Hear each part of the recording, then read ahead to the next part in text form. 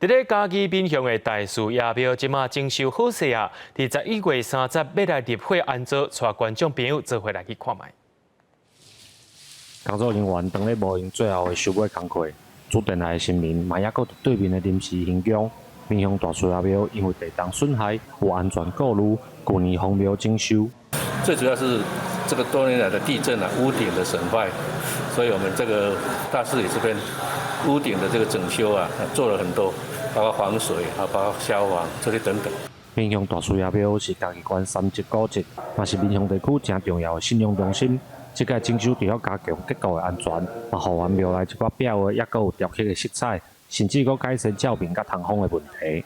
较早是拢用迄做浴棚，看甲很密闭吼，所以通风不良。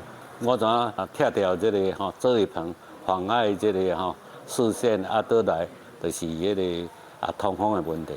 庙方表示，10多年来大树爷庙因为水汽甲白下，造成壁倒必顺、羊跳马海去。